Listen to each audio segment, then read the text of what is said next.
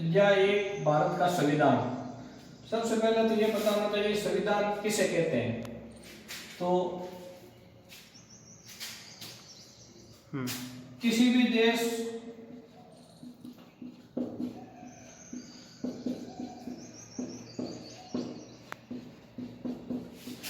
देश की शासन व्यवस्था को चलाने के लिए बनाए गए नियमों के दस्तावेज को संविधान कहते हैं। जैसे भारत अंग्रेजों से आजाद होने के बाद में भारत की शासन व्यवस्था को चलाने के लिए कुछ नियमों और कानून की आवश्यकता थी, इसलिए भारतीय संविधान सभा ने एक भारतीय संविधान का निर्माण किया जो आजादी से पहले ही प्रक्रिया शुरू हो गई थी। संविधान सभा की सर्वप्रथम बैठक हुई थी, वो हुई थी 9 दिसंबर 1946 को। 9 दिसंबर 1946 को संविधान सभा की बैठक हुई। तो कोई भी बैठक होती है उसका एक अध्यक्ष होना बहुत ही जरूरी होता है, इसलिए जो प्रथम 9 दिसंबर 1946 को जो बैठक हुई थी उसमें एक अस्थायी अध्यक्ष का चुनाव किया गया था।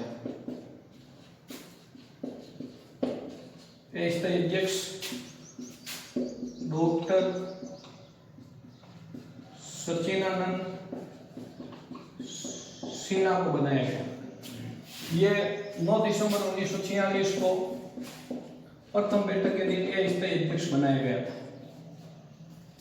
उसके बाद में 11 दिसंबर 1946 को स्थायी अध्यक्ष का चुनाव किया गया और डॉक्टर राजेंद्र प्रसाद को भारतीय संविधान सभा का स्थायी अध्यक्ष बनाया गया।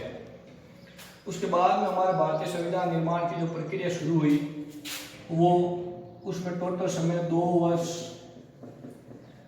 11 माह और 18 दिन का समय लगा। इस प्रकार से हमारा भारतीय संविधान जो बनकर जो तैयार हो गया, 2 चीजें आती है। एक भारतीय संविधान बनकर कब तैयार हुआ, एक भारतीय संविधान लागू कब किया गया। दोनों चीजों का विशेष ध्यान रखना पड़ता है। इसलिए जो भारतीय संविधान बनकर जो तैयार हुआ था वो हुआ था अपने 26 नवंबर 1949 को।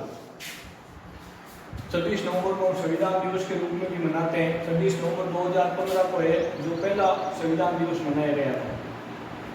अब कई बार यहाँ पर एक क्वेश्चन और बनता है कि भारतीय संविधान 26 नवंबर 1949 को बनकर तैयार हो गया तो उसे लागू किया गया 26 जनवरी 1950 को। तो ये 2 महीने का इंतजार क्यों किया गया, यहाँ से भी कई बार क्वेश्चन बनता है। तो हमें विशेष ध्यान रखना है 26 जनवरी 1930 को भारत का प्रथम स्वतंत्रता दिवस मनाया गया था, जो कांग्रेस के लाहौर अधिवेशन में तय किया गया था। पूर्ण स्वराज्य की मांग रखी गई थी कि आगामी 26 जनवरी 1930 को ये जो पूरे भारत में स्वतंत्रता दिवस मनाया जाएगा और उस दिन लाहौर में तिरंगा झंडा फहराया गया था। इसलिए यह तारीख महत्वपूर्ण थी। 15 अगस्त को तो हमारा देश आजाद हो गया था, इसलिए उस 15 अगस्त को तो हमने स्वतंत्रता दिवस के रूप में मना लिया। लेकिन इस तारीख की महत्वपूर्ण इसका उपयोग करने के लिए जो 2 महीने इंतजार करने के बाद में भारतीय संविधान को 26 जनवरी 1950 को लागू किया गया। अब ये तो एक संविधान का परिचय था। अब इसी पार्ट में, इसी इकाई में हमारे जो शुरुआत होती है वो होती है भारतीय संविधान की विशेषताएं।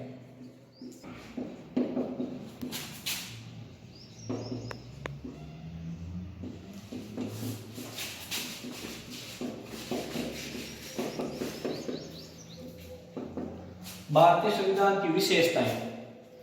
भारतीय संविधान विशेषता का मतलब कि संविधान में जो कुछ भी हुआ, गुण दोष, वो एक बार पूरी विशेषता में आएगी। जैसे मौलिक अधिकार, मौलिक कर्तव्य, संपूर्ण प्रभुत्व, संपन्न, नीति निर्देशक तत्व, जितने भी टॉपिक है वो पूरे जो संविधान की विशेषता में आएगी। अब मैं आपको एक एक विशेषता के बारे में बताता हूँ। सबसे पहले भारतीय संविधान की विशेषता है वो है संपूर्ण प्रभुत्व संपन्न। संपूर्ण प्रभुत्व संपन्न पहली विशेषता है। संपूर्ण प्रभुत्व संपन्न का मतलब है जैसे भारतीय संविधान की प्रस्तावना में लिखा हुआ हम भारत के लोग। अर्थात संपूर्ण प्रभुत्व संपन्न का मतलब कि हमारे ऊपर किसी भी बाहरी शक्ति का कोई दबाव नहीं है। भारतीय संविधान का निर्माण भारतीय जनता द्वारा निर्वाचित संविधान सभा के द्वारा किया जाएगा और भारत आंतरिक और बाह्य रूप से पूर्ण रूप से स्वतंत्र होगा। संपूर्ण प्रभुत्व संपन्न, याद रखने का तरीका, प्रभुत्व जैसे हम कहते हैं ना, इस व्यक्ति का इस पे प्रभुत्व है, या आंतरिक और बाह्य रूप से पूर्ण रूप से स्वतंत्र है ये व्यक्ति। उसी प्रकार से भारत देश भी न तो आंतरिक रूप से किसी का गुलाम है, न बाहरी रूप से किसी शक्ति का गुलाम है। इसलिए पहली विशेषता हो गई संपूर्ण प्रभुत्व संपन्न, आंतरिक और बाह्य दृष्टि से पूरा भारत एकदम पूर्ण रूप से स्वतंत्र है। उसी प्रकार से दूसरी विशेषता हमारी आती है प्रस्तावना। दूसरी विशेषता है प्रस्तावना। प्रस्तावना का अभिप्राय है कि इसमें पूरे भारतीय संविधान का आचार जो पूरा है, लक्षण है, उनको दर्शाया गया है। यानी पूरा भारतीय संविधान इस प्रस्तावना पर ही टिका हुआ है। प्रस्तावना में किसी भी प्रकार का कोई परिवर्तन नहीं किया जा सकता। इसलिए के.एम. मुंशी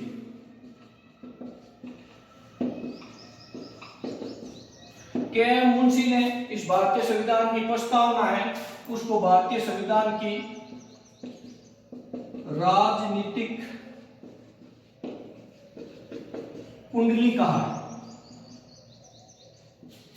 के.एम. मुंशी ने भारतीय संविधान की प्रस्तावना को भारतीय संविधान की राजनीतिक कुंडली कहा है। कई बार यहाँ से क्वेश्चन बनता है, भारतीय संविधान की प्रस्तावना को भारतीय संविधान की राजनीतिक कुंडली किसने कहा? तो याद रखने का सीधा तरीका है कुंडली शब्द को पकड़ना है।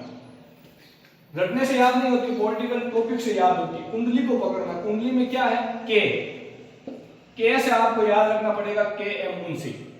भारतीय संविधान की प्रस्तावना को राजनीतिक कुंडली किसने कहा, क्वेश्चन ये आएगा तो हमें उत्तर लिखना है। तो कुंडली किसने कहा, कुंडली से के पकड़ना, के पकड़ते आपको याद आ जाएगा के.एम. मुंशी। ये एक नंबर का क्वेश्चन क्लियर हो जाएगा, इसलिए ये याद रखने का तरीका है। भारतीय प्रस्तावना जो है भारतीय संविधान की आत्मा है, इसमें किसी भी प्रकार का कोई परिवर्तन नहीं किया जा सकता है।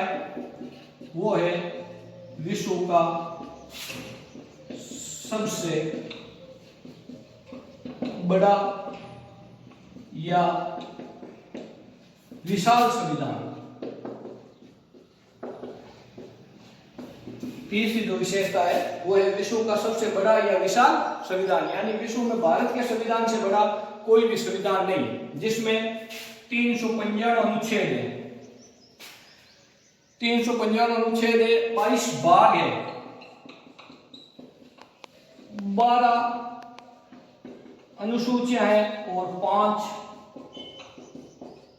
परिशिष्ट हैं।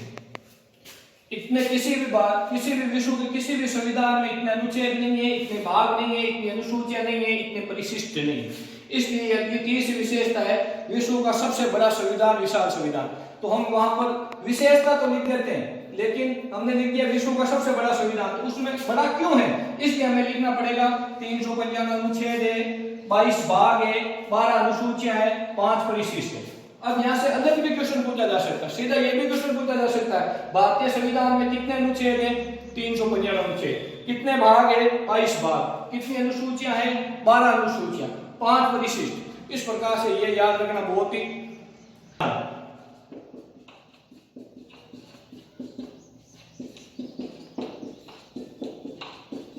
लिखित एवं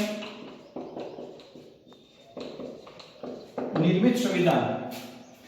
लिखित का मतलब सीधा है, याद रखने रटने की जरूरत नहीं, लिखा हुआ है। भारतीय संविधान सभा के सदस्यों के द्वारा, प्रारूप समिति के द्वारा इस भारतीय संविधान को लिखा गया। आज किसी भी प्रकार की कोई समस्या होती है तो हम सबसे पहले संविधान और कानून का ये जो सारा लेते हैं, तो उसमें हर पॉइंट, हर अनुच्छेद में लिखा हुआ है, हमारे अधिकार लिखे हुए, हमारे कर्तव्य लिखे हुए। किसी भी प्रकार की कोई हम न्यायालय की शरण लेते हैं तो वो इस लिखित संविधान के कारण ही लेते हैं। ब्रिटेन वगैरह का जो संविधान है वो मौखिक है, उसी प्रकार से भारत का संविधान लिखित है। निर्मित का मतलब होता है बनाना। जैसे हम कहते हैं ना किसी मकान का निर्माण किया गया, ये इस वस्तु को इसके द्वारा निर्माण किया गया, तो उसी प्रकार से भारतीय संविधान को नकल नहीं किया गया, कहीं से खरीदा नहीं गया। इसे भारतीय संविधान सभा जो भारतीय जनता द्वारा निर्वाचित थी, उस संविधान सभा के सदस्यों के द्वारा, भारतीय संविधान सभा के द्वारा इसको बनाया गया है। इसलिए ये हमारे भारतीय संविधान की चौथी विशेषता थी। तो इस प्रकार से 4 विशेषताएं: संपूर्ण प्रभुत्व संपन्न, प्रभुत्व से स्पष्ट हो जाएगा कि हमारे ऊपर किसी भी बाहरी और आंतरिक शक्ति का दबाव नहीं है। प्रस्तावना जिस पर हमारा पूरा भारतीय संविधान टिका हुआ है। कुंडली किसे कहते हैं? जैसे हम कहते हैं सांप कुंडली मार के बैठा है, इसका मतलब पूरा सांप एक जगह पर बैठा है। उसी प्रकार से भारतीय संविधान जो आधारभूत जो टिका हुआ है वो पूरा प्रस्तावना के ऊपर टिका हुआ है। यहाँ से क्वेश्चन बनने के यही चांस रहते हैं। मैंने अभी आपको बताया था भारतीय प्रस्तावना को भारतीय संविधान की राजनीतिक कुंडली किसने कहा है? तो के मुंशी ने। ये क्वेश्चन कई बार पूछा भी जा चुका है। अगला है विशाल। विशाल का मतलब क्या होता है? बड़े का मतलब क्या होता है? क्या उसमें क्या क्या है? विशाल क्यों है? तो 355 अनुच्छेद है जो विश्व के किसी भी संविधान में नहीं, किसी भी देश के संविधान में नहीं है। 22 भाग है जो विश्व के किसी भी संविधान में नहीं है। 12 अनुसूचियां हैं विश्व के किसी भी संविधान में नहीं। इस कारण से ये विश्व का सबसे विशाल और बड़ा हो गया। लिखित और निर्मित अभी आपको बताया था कि लिखा हुआ है, हर अनुच्छेद लिखित है।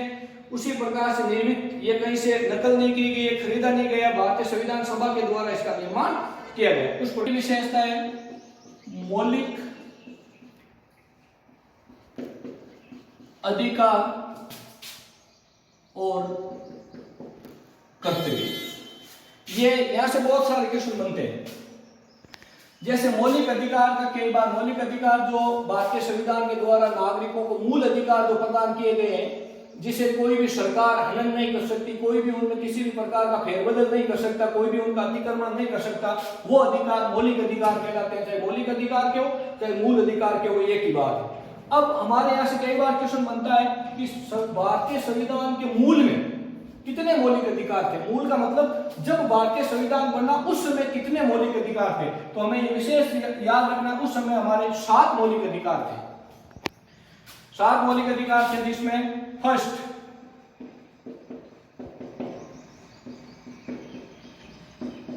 समानता का अधिकार,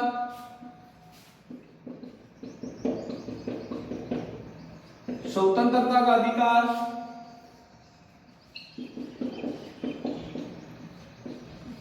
शोषण के विरुद्ध अधिकार,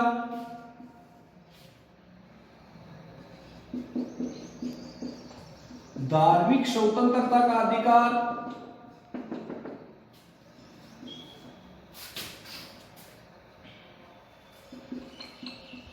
शिक्षा एवं संस्कृति का अधिकार, संवैधानिक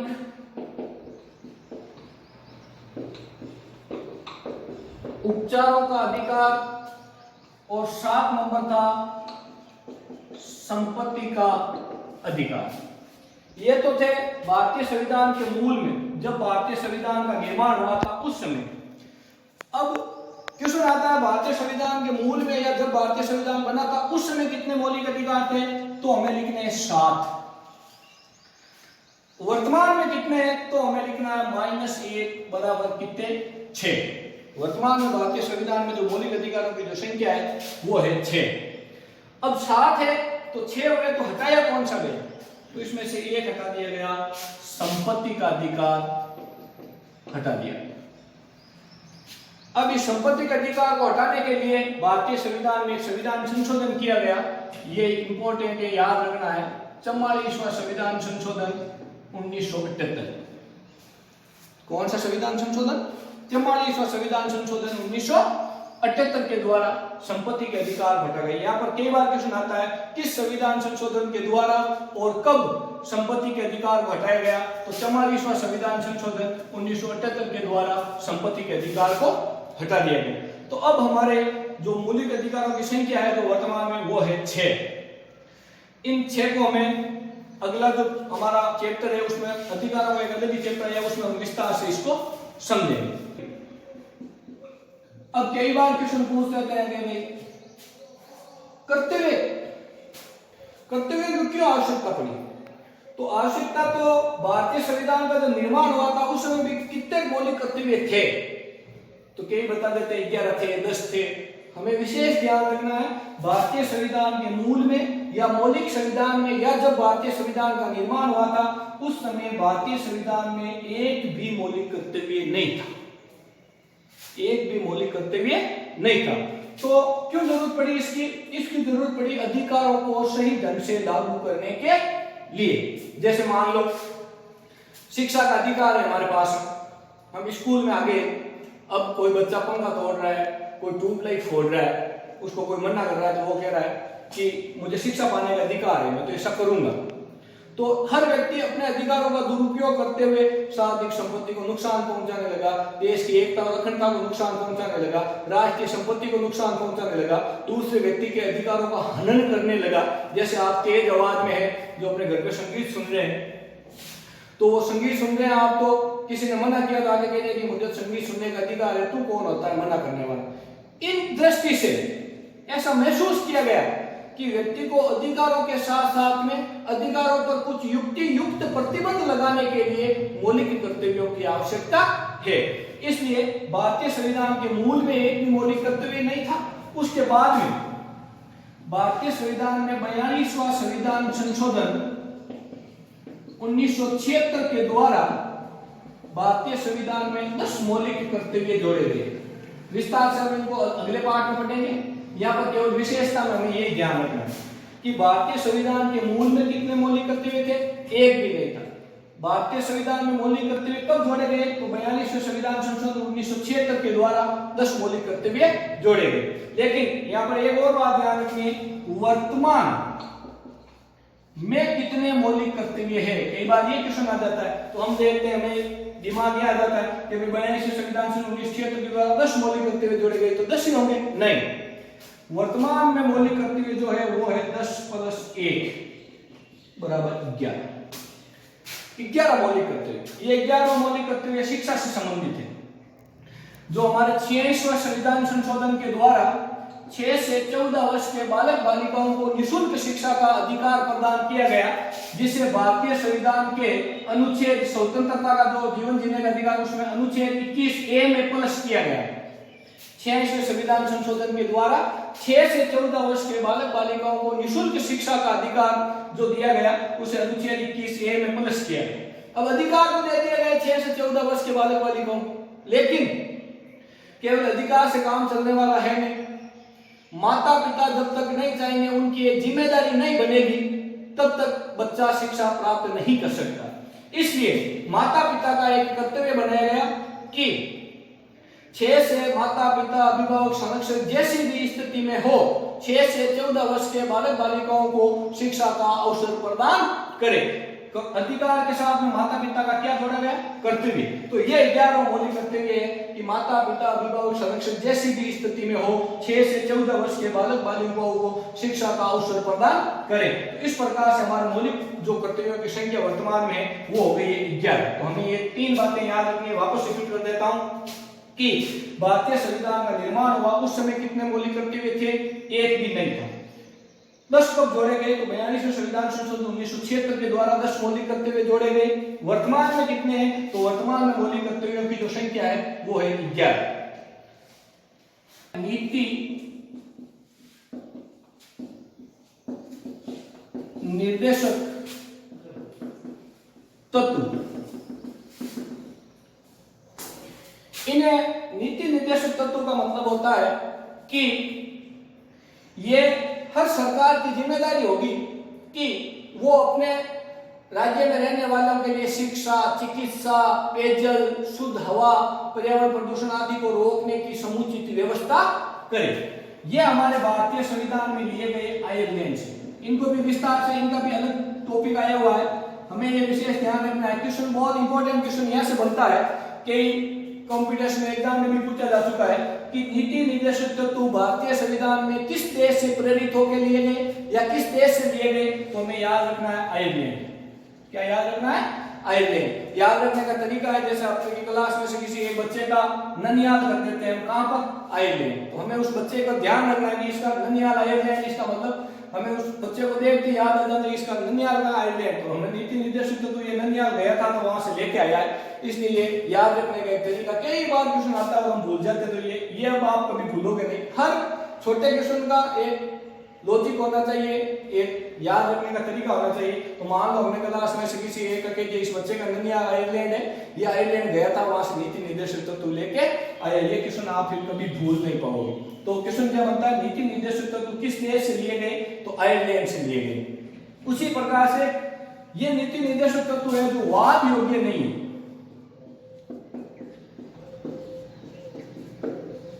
वाद योग्य नहीं है, मतलब इनका उल्लंघन होने पर हम न्यायपालिका की शरण नहीं ले सकते।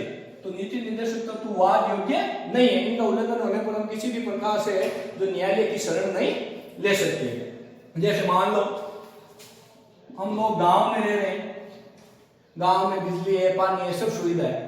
हमने कुछ दिनों बाद गांव से 4 किलोमीटर दूर जाके और वहां पर हमने मकान बना लिया या वहां पर हम रहने लगे, और दूसरे दिन हम सरकार से मांग करने लग जाते हैं कि यहाँ पर पीने का पानी नहीं है, यहाँ पर बिजली नहीं है, तो सरकार की जिम्मेदारी है वो व्यवस्था करेगी। नीति निर्देशित तत्वों को लागू करने में समय लगता है, इसलिए हम इस मामले के लिए हम न्यायालय की शरण नहीं ले सकते। इसलिए कहा गया नीति निर्देशित तत्व वाद योग्य नहीं है, इनका उल्लंघन होने पर हम न्यायालय की शरण नहीं ले सकते। सरकारें हैं, उन सरकारों की जिम्मेदारी है, राज्य की पथ प्रदर्शक माना जाता है। नीति निर्देशक तत्वों को राज्य के पथ प्रदर्शक के रूप में माना जाता है। पथ प्रदर्शक का मतलब राज्य सरकार को रास्ता दिखाने वाले, कि भाई आप सरकार जो चुनी हुई सरकार है उसको किस तरीके से काम करना है, मतलब अपने राज्य में रहने वाले नागरिकों के लिए शिक्षा कैसे बनानी है, चिकित्सा कैसी बनानी है, पेयजल की व्यवस्था कैसे करनी है, वो है। इसलिए इनको कहा है पथ का मतलब रास्ता दिखाने वाले। तो नीति निर्देशक तत्व होते हैं राज्य के पथ प्रदर्शक, रास्ता दिखाने वाले। ये वाद योग्य नहीं है, इनका उल्लंघन होने पर आप न्यायालय की शरण नहीं ले सकते और इनको आयरलैंड से लिएगा। इंपॉर्टेंट जो याद रखने योग्य बात है, वैसे इनका एक अलग टॉपिक दे रखा है, उसमें हम विस्तार से पढ़ेंगे। यहाँ पर हमें याद रखना है किस देश के संविधान से लिए गए, किस देश से प्रेरित होकर लिए, तो आयरलैंड हमें याद रखना है। मताधिकार,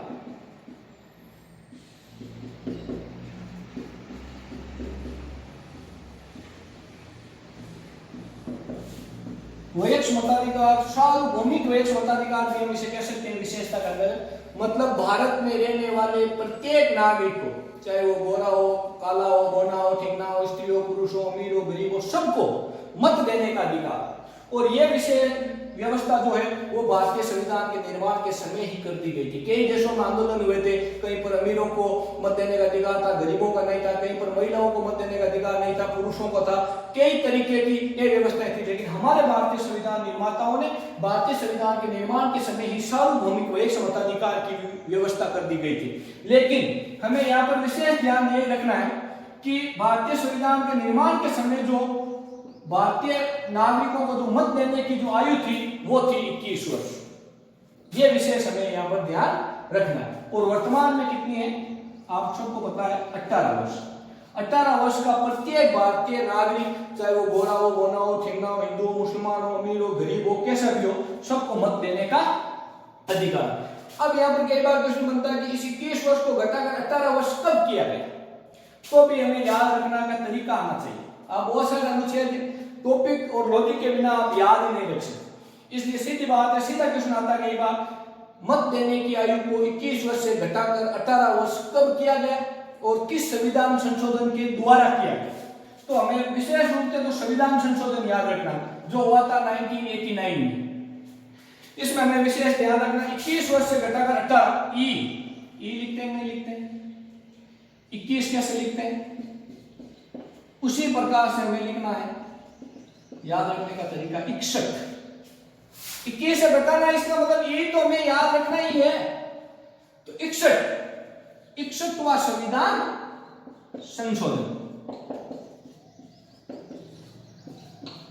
61वां संविधान संशोधन के द्वारा मतदान किया, जो मत देने की जो आयु थी उसको 21 वर्ष से घटाकर कितना कर दिया गया, 18 वर्ष। भूलोगे कभी? याद रखने का सीधा सरल तरीका है, ई से 21, ई से 61, ई से 21, ई से 61। कब? 1989। ये तो आपकी सुविधा के लिए बता रहा हूं, कोई और पूछ ले। बाकी आपको विशेष रूप याद रखने जो योग्य बात है वो है 21 वर्ष से घटाकर कितनी कर दी गई, 18 वर्ष। कब कर दी गई? किस संविधान संशोधन के द्वारा कर दी गई? ई से घटाया, ई से 21, ई से 61, 61वें संविधान संशोधन के द्वारा मत देने की आयु को 21 वर्ष से घटाकर 18 वर्ष कर दिया गया। अब दो तरह के और भी क्वेश्चन पूछ लेते हैं कि वर्तमान में मत देने की आयु कितनी है, तो 18 वर्ष। अब हमारा कई बार दिमाग में रहता 18 वर्ष वाला मत दे सकता है। क्वेश्चन कई बार पूछ लेते हैं भारतीय संविधान के निर्माण के समय मत देने की आयु कितने वर्ष थी, अब हम क्या करते हैं, जल्दबाजी में उस थी को तो पढ़ते नहीं है और हम ये करते हैं 18 वर्ष वाला मत देता, 18 वर्ष गलत हो जाता है।